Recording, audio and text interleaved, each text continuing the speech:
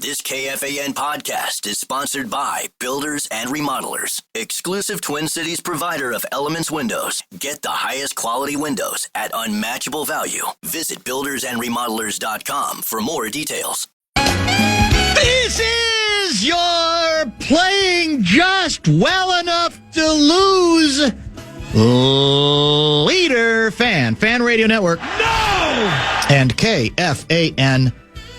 1 minute, 49 seconds past the hour of 3 o'clock, Central Daylight Saving Time. Welcome back. Monday edition, bumper-to-bumper program on a, at least sunny, a little drier. It's still a bit too chilly. Monday afternoon here in the Twin Cities of Minneapolis and St. Paul. Guardsy produces the show, two-time state high school tennis champion. I am former Ink Stain Wretch newspaper of the Twin Cities, Dan Barreiro. We're delighted you're along for today's ride that might be bumpy at times. Might be smooth. That's the way it tends to work in the world of the bumper-to-bumper program. Bradshaw and Brian KFAN text line is rebooted and open at 64686. What do they always tell you? What are the playoff veterans, Guardsy? Playoff veterans of either or both, Stanley Cup, NBA playoffs. What is the cliche most often uttered after any game one? It's just one game. Don't overreact. Yeah. Overreaction Monday, in this case, because the games were played over the weekend, Saturday or Sunday. I will throw out the question to the vast audience out there and to you. In which of these two weekend games, the Wolves Saturday night in Los Angeles, the Wild Sunday night in Vegas, would it be more dangerous to overreact? The Wolves' victory or the Wild's loss? I will tell you that the hockey ambassador, watched last night, and he did feel like he'd been there before. Now, we're not always playing the same team. Not always the same style. Circumstances aren't always the same. But I feel like many times, especially over the last decade, I've come away from a Wild's loss going, they weren't terrible. They were kind of in it, but then they just couldn't make the play. And then, of course, and they got jobbed on that call. That was a call that should have been made and wasn't. I feel like we've been there before. I feel like it was the classic, we played just well enough to lose. So to that extent, maybe I am guilty of, I'm not declaring the Wild dead, but I am saying that, and I think it would be foolish to expect that the Wolves are going to steamroll the Lakers, next three games, sweep, and basically render crunch time, pressure time, what do we call it in the NBA? There's another word for it. Clutch time. The clutch minutes. Irrelevant. That I think would be pretty preposterous. But I got to tell you, it's hard for me to get out of that mindset with the Wild, even though it's a new season. It's different players, and they're not all saddled by the history of this team in terms of getting out of the first round, any more than all those Twins teams that kept losing in the postseason, part of the longest North American losing streak, postseason losing streak of the history of sports, what they dealt with, because a lot of them weren't even born for some of them, or were very young.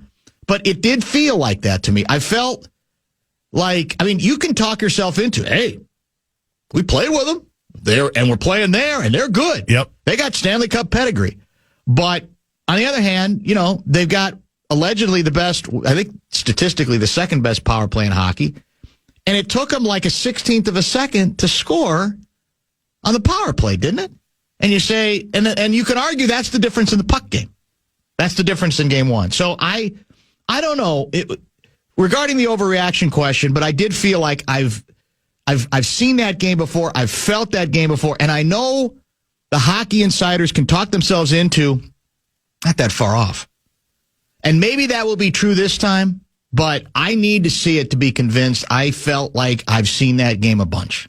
Same. Early and often. It just kind of felt like the Wild were playing and hanging. Yes. I'm trying to think who tweeted it out. It might have been Micheletti's kid that basically said, I admire the pluck right now of the Wild because they are overmatched. Because Vegas is bigger, faster, stronger. You can just tell. That is how I kind of feel. Like some weird stuff's going to happen.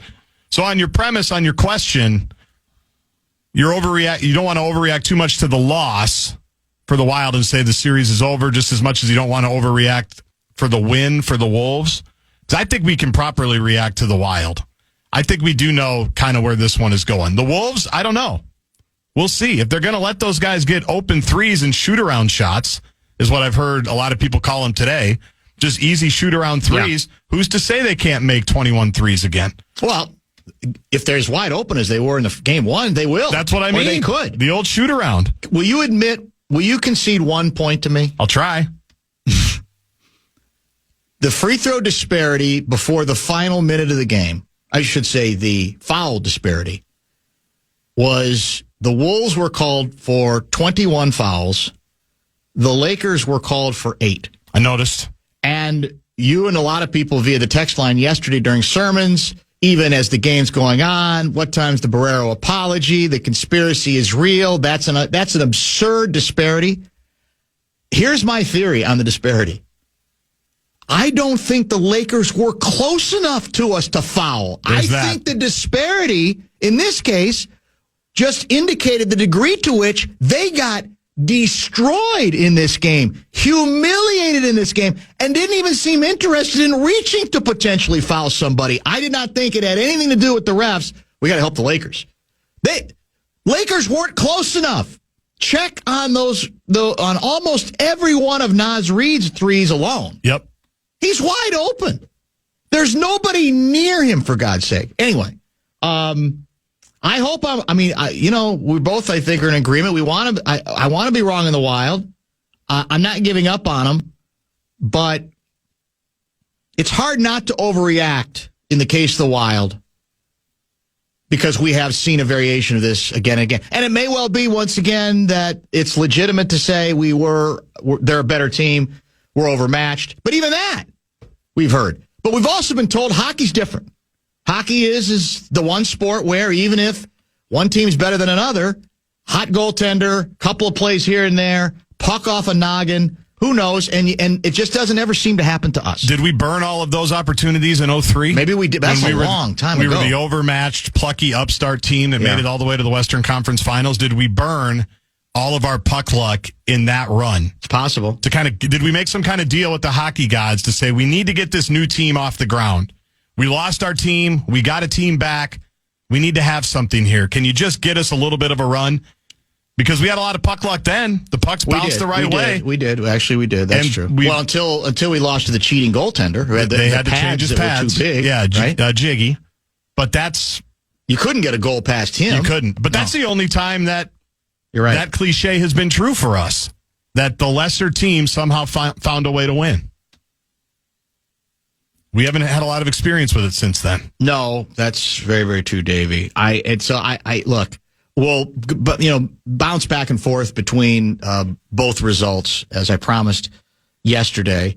Jonny Athletic, in fact, is going to join us next segment. He has to go a little bit earlier than usual because I think of the Wolves' practice time. And Russo Radio will file a live report from Vegas at 4:30. In addition, the Pope has passed away, correct? Yes. That was the big story that broke. Was that late last night or this morning? I saw it this morning. I think it was this morning. That's when I saw it, too. Gerald Posner, you may not associate with the Vatican, but of course, he's such a good reporter and has been over the years. He's got a book on everything, including Vatican politics, Vatican money, a book, best-selling book that came out, I think about 15 years ago called God's Bankers. And we're going to get some instant reaction to him, not just on the news, the Pope's legacy, and also he's got all the inside scoop on the conclave stuff, how the politics work when it comes to naming a successor, all that kind of good stuff. He's covered it all. The book was tremendous, fascinating inside stuff, going way back in the history of the Vatican, especially as it pertains to money stuff, which got pretty interesting over the centuries at Vatican City. So he will join. He is scheduled to join us at 5:30. That is the mix today. So it might well be an overreaction Monday, but I will defend those who are already hanging their heads in the case of the Wild. And I guess I will defend to a certain degree those who want to say, my God, the Wolves, unstoppable. And it didn't take long for nationally it to go from... It's crazy. Why are the Lakers playing a first-round series at all? Why are they deigning to make them play one? To, my God, they're pretty good again, aren't they? That might be a bit of an overreaction and just assuming that this series is completely over. But the Wolves were clinical. They could not have asked for a better Game 1 performance on several levels under those circumstances. More details on that with Jonny Athletic. Game 2 is tomorrow night for the Wolves, right? Well, actually, both teams. Both teams are tomorrow night, right? Exactly. The Wolves will be on the Wolves channel, Timberwolves channel. Yes. And the Wild will be on KFAN. Beautiful. Grant in your hand day? We've got bonus bucks to give away our national cash contest. Thank you, BigDeck.com. First keyword of the afternoon is fun. Go to KFAN.com and enter the keyword fun. Yeah. It's time for Jonny Athletic. Jonny Athletic. Jonny Athletic. And he's on with Dan Barreiro right now. Jonny is brought to us by RBC Wealth Management. He is, of course, still in Los Angeles tracking the Timberwolves as they prepare for Game 2 tomorrow night after 2 off days. Played Saturday night, off on Sunday and Monday, back in action tomorrow night. All the action will be available to you via the Timberwolves channel. Will you be in California, Southern California, long enough to consider trying to buy a knockoff version of the jacket? The jacket. The jacket. Which jacket? Whose jacket? Palinka's jacket. Come on, Jonny. There's only one jacket. Come on. The Rob Palinka special. Even the knockoff version of that jacket costs like $1,000. That's probably true. So it's gonna be a tough one to tough one to pull off. Blue collar for that, aren't you? I saw him before the game. We chatted just for a little bit, and he was very cordial, and but again, like the picture of style, LA style, LA swag. I think I could pull it off, but it would feel a little unnatural. Yeah, you're probably right. Didn't he just get a raise and extension and a promotion too? Isn't he now president of basketball operations? I believe he is. I know that he got extended. Yeah. I know that it was a raise. And anytime you pull off the biggest heist in the history of the NBA, yeah, you should probably be rewarded for that. Well done. Well, let me ask you this. How stunned do you think the man who wears that jacket or wore that jacket is after Game 1? I think that certainly surprised. He's probably surprised at the lack of sort of fight and intensity that generally most of the team showed in Game 1, but I do believe that he was very concerned about this matchup going in, as anyone who really pays close attention to it would be, because you just look at the way the Timberwolves have been playing, you look at the weaknesses that the Lakers have, there's definitely some uneasiness just within like the Lakers organization, because they know it's still a little bit of a flawed roster. I mean, all of the people outside of it, and just they look at Luka and LeBron and expect a cakewalk, are probably, really surprised going into this one down 0-1. But I know some Laker folks were looking at this and really worried about the Wolves' size, about their lack of perimeter defense, a few things that really showed up in a big way in Game 1. So there are a bunch of stats, obviously, that seem to reveal the route in the opening game of the series. One of them that caught my eye was the disparity on transition scoring, which I believe was 25-6 in favor of the Wolves. Here's my question to you: was that a conscious plan going into this series, or was that something that just sort of evolved as the game went on? Because I loved it. I think been clamoring for it for a long time.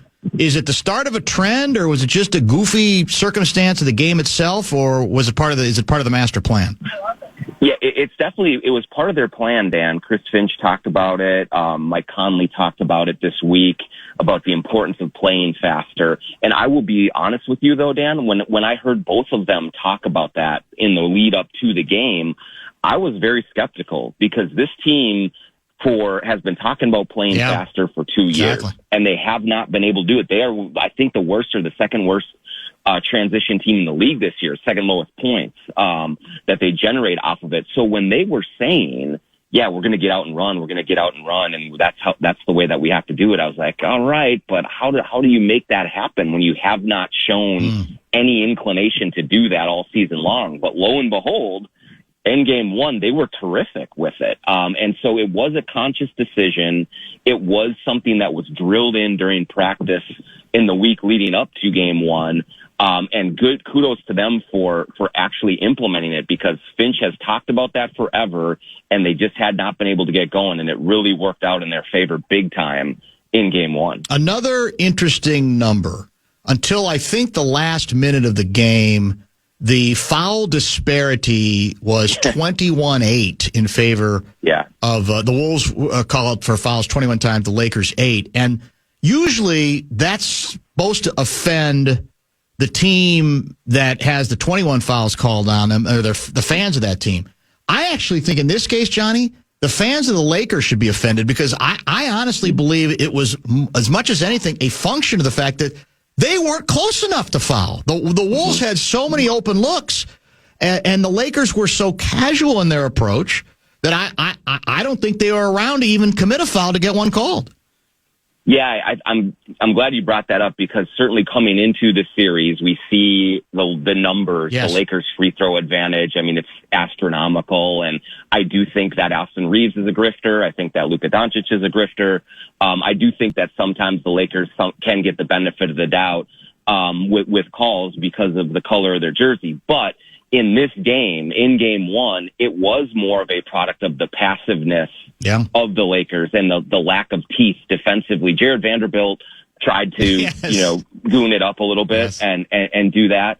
But he was really the only one that played with any physicality. Otherwise, it was all of the physicality was on the Timberwolves side. Do I think Ant got fouled a couple times going to the basket and weren't called? Yeah, I do. But that's nothing conspiratorial about it. I think in general, you're right that the Lakers defenders were nowhere near the Wolves offensive players for much of the game. And it was too easy for the Wolves to get shots and uncontested wide open looks from three and putbacks at the basket. And so I would expect game two for the Lakers to ramp up the physicality. I just don't know if that is something that they can do reasonably and think that that's actually going to work for them either. Yeah, I think that's a fair question. I want to get to potential adjustments here in a minute. Johnny Athletic from Los Angeles, Wolves and Lakers game 2 tomorrow night. Anthony Edwards, for me, played, especially once he came back from injury, the kind of game that I would bottle. I again, you could say he's number one a scorer, and ordinarily you'd want a little more scoring from him. But I thought this was one of the first times I watched him and said he's handling the game. He is managing the game. He is setting other people up. He is not getting greedy. He is not hyperventilating. I thought that was as much the story. Now you could say to a certain extent the things. It was still the Wolves game. The lead was double digits, but nevertheless, it got a little shaky. It was getting a little bit scary, right? And I thought to that extent, and even before he got hurt, to me, that's a lot of what I enjoyed. It was, what was the quote from your guy after the game? Finchy, the near triple double Ant is one we very much would like to encourage. Yes. I think it was close to a perfect game, Dan, from him in just the approach. I mean, he was only 8 for 22 from the field, so he didn't shoot the ball great. He was 4 for 9 from 3, which is great, but otherwise, I think he was 1 for 7 at the rim. So he wasn't, efficient from a shot making standpoint, but all of the talk leading up to game one was Ant and his maturity and how he's going to approach it, because there was a game in December in Golden where the Wolves were up in the fourth quarter, and you could tell that Ant wanted to beat Steph Curry on his home court with his shot making and wanted to put his, feet on the living room table, coffee table, and say, "This is my house, Steph. I'm coming at you." And they lost. And there was a concern going into the series that Ant would feel the same sort of pressure or the ambition to say, no, it's not Luka's league, it's not LeBron's league, it's my league. And I'm going to show you right now by going out and scoring 40. And that is when the Wolves can get into trouble. And so for him to come out and be so mature about it, and to have 9 assists and to move the ball and to not force things and to get others involved, the Wolves are just so much more difficult to deal with when Ant is in playmaker mode like that. And I just thought that it was a perfect approach for him. And one of the reasons, like you hit on, Dan, where when it got to 12 in the fourth quarter and you're starting to think, oh boy, here they go again, it was Ant making the right decisions, making a couple of shots, but also just creating for others that made sure that the Lakers could not get enough stops to hold to keep the comeback going and to really kind of create another Wolves collapse like we've seen so often this season. You know, one of the things I would think that would concern, and I think like you expect that this series, the Lakers are going to, they're going to counter here. I don't think we're going to see a Wolves sweep. Maybe we will. I don't think that's likely. But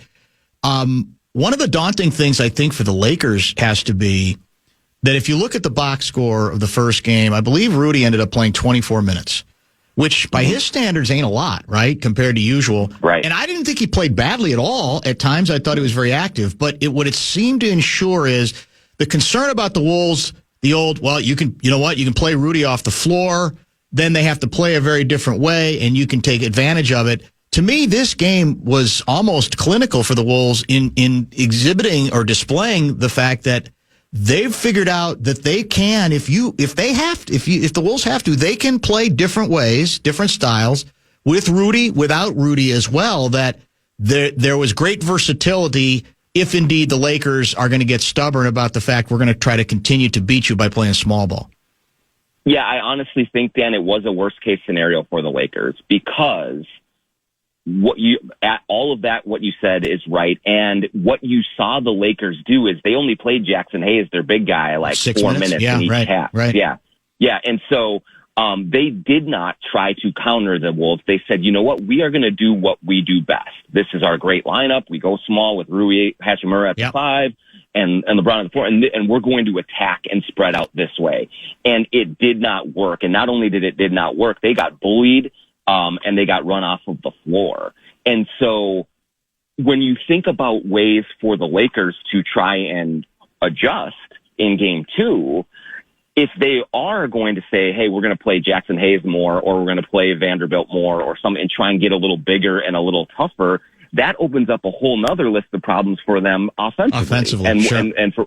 and for what they can do. And so, this was a matter of the Wolves playing the Lakers at their game and beating them soundly at their game. Now, I think LeBron is going to play a lot better in game 2. I think Austin Reeves is going to play a lot better in game 2. But the Wolves have a lot of confidence that they beat the Lakers at their game in game 1. Well, you and I had the same thought. You wrote about it off of game 1. I think game 1, I didn't think the Wolves could win. No team wins a series in game 1, even on the road. But I thought they could lose in game 1 because psychologically, you're around this team. You can speak to it better than I, but I thought there had to still be some PTSD from Luka and what he did to them last year. And that even if they felt, hey, we can do this, it's very different than actually doing it in a way that they did, which was obviously Luka scored, and at times he scored at will. But it's a little bit like the old Joker thing where we'll give Joker his points, we'll give Luka his points, but he was never in that mode where he was just controlling the game, moving the ball here and there, getting it to open people. 100%, Dan. And I think that is, again, like when I tell you that the Wolves walked into this series very confident, I can't overstate it because, yes, I do think that they needed to see a way to control a Luka-led offense. In a way that they were not able to do against Dallas. So they needed to see it to fully believe it. But the second part of that is what they knew and what some people outside of it knew, but what was really comes apparent in game 1 is what made that Dallas situation so difficult for the Lakers was, of course, Kyrie was brilliant. He made almost every shot he took, but Gafford, Lively, Derek Jones Jr., like all of these lob threats that Luka had made it so much harder to guard him in any kind of effective way, because either you're guarding him to try and limit his shot, and then he throws a lob pass and they're scoring right at the rim, or you're guarding against the lob and he's hitting wide open mid-range jumpers and 3-pointers and step backs. And it just seemed like they had no answer last year for the Mavericks, but the Lakers are much more limited in their options around Luka right now. And so as that game went on, you saw a belief kind of even get injected further into this team of like, okay, yeah, Luka, you can score all you want. All right, but we are not letting LeBron James get off. We're not letting Austin Reeves get off. We're not, letting Gabe Vincent or Rui Hachimura kind of fill it up. And that is the antidote that they have against the Lakers that they did not have against the Mavericks. And that's why they feel very good about their position right now and going forward in this series. Was the Randall collision with Luka at all calculated? It would be fun to say yes, right? Like, it would be fun to say, this is, hey, here's the Wolves sending a message. This is like McHale clotheslining Kurt Rambis. This is, this is we're going to put our stamp on this and you're going to feel us. But I watched it back. I think that certainly Julius was trying to be aggressive, trying to be physical. But I don't think it was, all right, you're coming over the middle, I'm knocking you out kind of a thing. I don't think it was that calculated, but I do think it spoke to a larger theme of the game. Randall, Jaden McDaniels, Rudy Gobert, DiVincenzo, and like these guys were attacking this game physically, and the Lakers were not. They were getting beat to balls. They were getting bumped around. They were getting pushed around. And by the end of it, you could tell that, the Wolves were just too big and too strong in this game. And I think that mentality, especially Jaden McDaniels on the boards. I mean, we're going to talk about his scoring, which was amazing, but like his work on the glass, offensively and defensively, is such a critical part of this series, because that means they can go a little bit smaller, but Jaden is still out muscling stronger, bigger guys down low and imposing his will. And I think that's all part of the Timberwolves approach in this series. Well, from a Wolves standpoint, I think the collision was fortuitous in that it wasn't, there was no way it could be viewed as cheap, because we're both kind of going for the whatever the case may be. Yeah. But I'm guessing the Wolves didn't mind it, and I'm guessing Randall didn't mind it either. And no. It's kind of a sneaky angle. It's not the main part of the story, but I did think it spoke to part of the physicality issue. You mentioned Jaden was absurd, obviously, 11 for 13. You put his numbers together with Nas. They were a combined 19 for 25. I trust you don't believe that's realistic to expect they're going to be able to, between them, miss 6 shots and hit 19. What do we make of what did happen there with McDaniels? Did we just see a continuation of the development of him in terms of not just settling for outside shots? What's the key there? Yeah, I think that's it, Dan. I mean, certainly the 3 for 3 threes was great, right? But 2 things. One is almost every shot that the Wolves took from 3-point range, both Nas, Jaden, Mike Conley, anyone, was wide open. Like wide open. There was no one within 3 or 4 feet of them. And when you give an NBA player that much space and that much time, the percentages are going to go way up. Now, is Jaden going to shoot like that the rest of the series? Probably not. But I think the most encouraging thing for Jaden McDaniels in the game was that he was 11 for 13, but it was only 3 threes that he took. Right. It was driving those closeouts. And as he said, as he told me after the game, that when Jackson Hayes is out of the game, I'm the tallest guy on the court. And he played that way. He got to the lane, he got to the rim, he elevated over people, and he got easy, good looks that I think are going to be there for him going forward in this series. Again, will he go 11 of 13? Probably not. But will Ant go 8 for 22? Will Rudy Gobert be as absent from the scoring standpoint as he was in game 1? So there are other ways for the Wolves to account for that.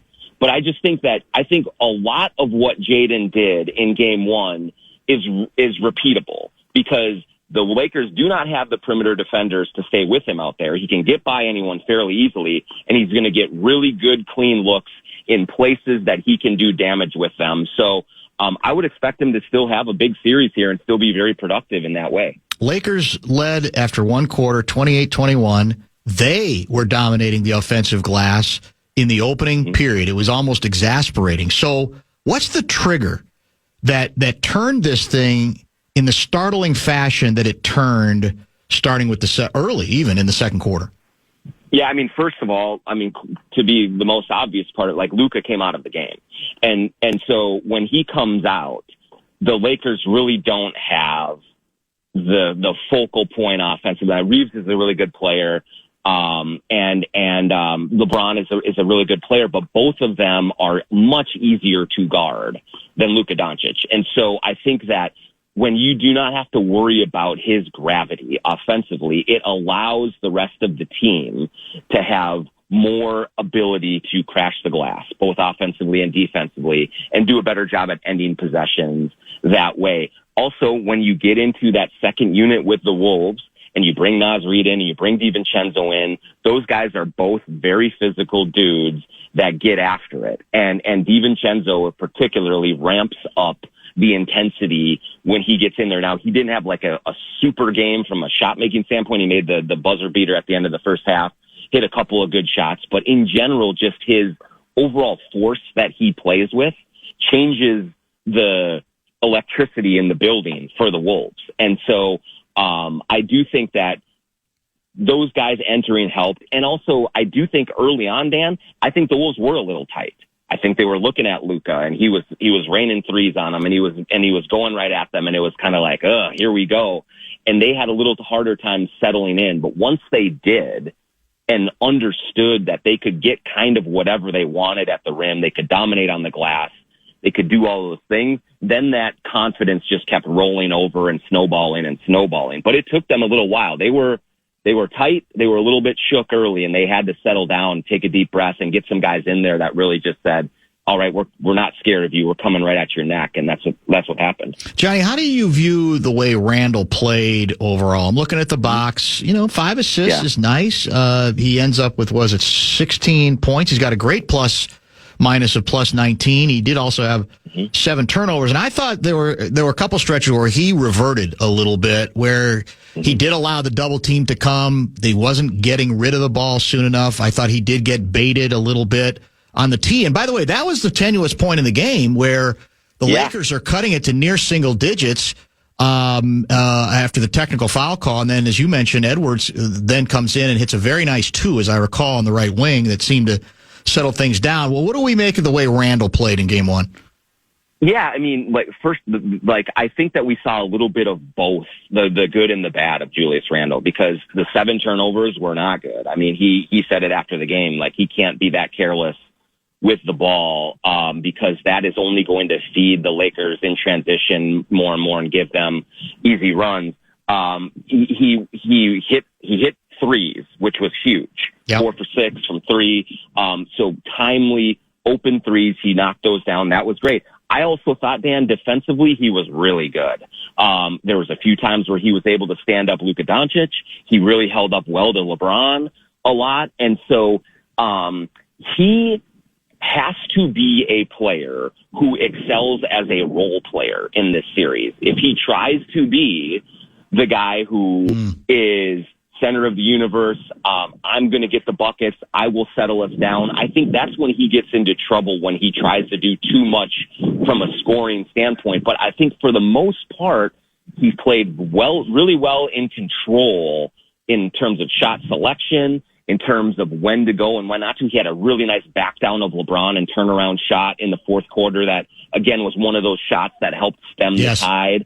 And so overall, I think, if you cut those turnovers down, a lot of the other things that we saw from Randall, especially defensively, were about as much as you could ask for him. And if he gives that kind of defensive effort going forward, they're going to be in great shape in this series. Last item. We mentioned maybe from a personnel standpoint what the Lakers might try to do, but what else do you expect? I mean, as you say, you can't just turn on being more physical if that's not a part of what you do on a regular basis. Is there a strategical flourish? They don't really have that many, I don't think, lineup options they can go to at this point. But they gotta try some stuff, right? You gotta think there's going to be a counter move or two. What else might be in their bag of tricks? Yeah, I don't anticipate them doing much differently from a rotation lineup standpoint. Maybe you see a little more Vanderbilt to try and goon it up and bring some toughness or cheapness or whatever you want to call it with him. But I think what I would expect and what I was surprised I didn't see in game one, Dan, was I think that they're going to try to match up Hunt a little bit more, specifically around Mike Conley. I don't think they did a good job of trying to exploit him on defense as much. They did it with Hachimura a few times, but it really wasn't all that effective, and Rui is not the guy. So I would expect them to try and go at Mike Conley a little bit more defensively, but I also would expect that you will see LeBron and Luka and maybe even Reeves too hell-bent on going downhill when the Wolves go small. Trying to get to the line a lot more, trying to kind of force things that way.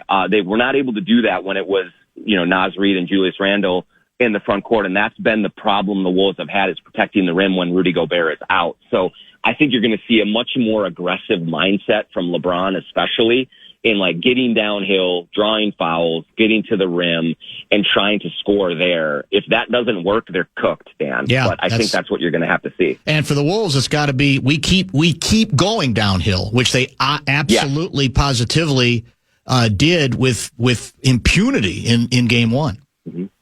There is no one, Dan, outside of maybe Dorian Finney-Smith, but there is no one the Lakers have on the perimeter that can stay in front of Jaden, Naz Reid, Anthony Edwards, Nickeil Alexander-Walker, Dante DiVincenzo. They are traffic cones.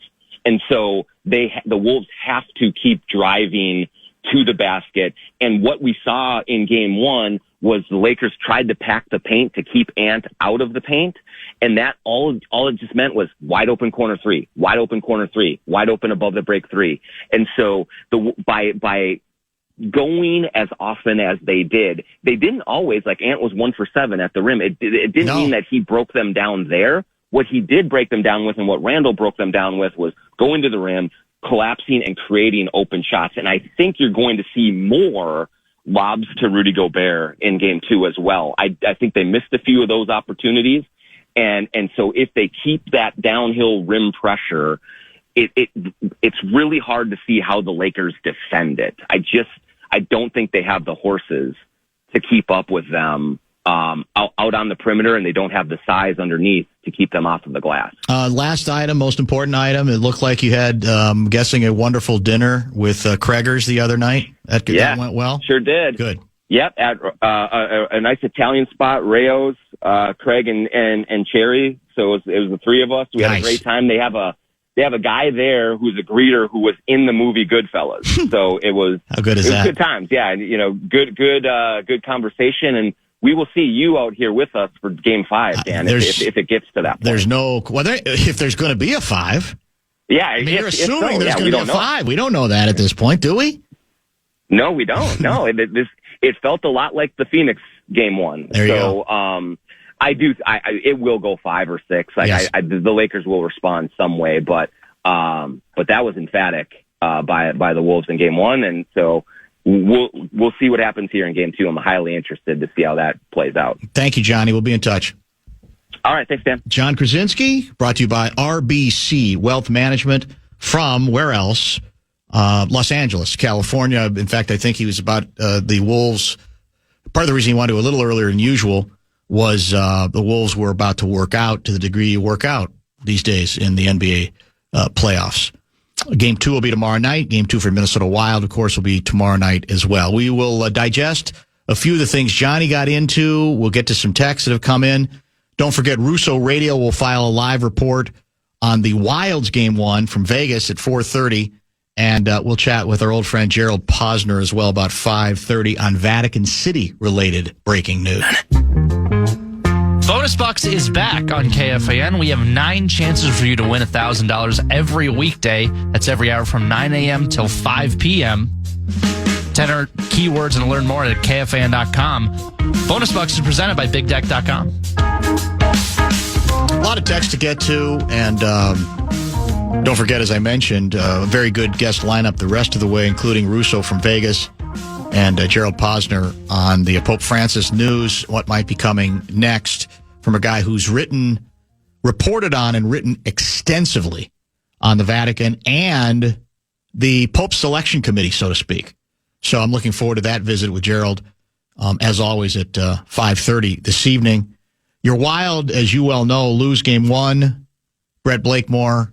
Game 2, both of our teams will be playing tomorrow night, the Wolves and the Wild. The Wolves on the Timberwolves channel, the Wild on KFAN. So how did you digest Game 1? Did you come out of it thinking, I'm encouraged? Did you come out of it saying, well, you still got to win, so we're happy for you that you didn't get blown out? What did you observe? Did it change the way you felt about this series in any meaningful way, what took place in Game 1? I think there's the two sensationalist ways of it's over, right? This team's outmatched. The overreaction. Or there's, they played really well and they were right with them. The underreaction. Correct. I'm somewhere in the middle, okay. Which is not typically good radio, but that's just the truth. I think they can play with them, but I was really disappointed with some of the stuff that happened. One thing that really bothered me on the broadcast was it was like somewhere in the first period ago.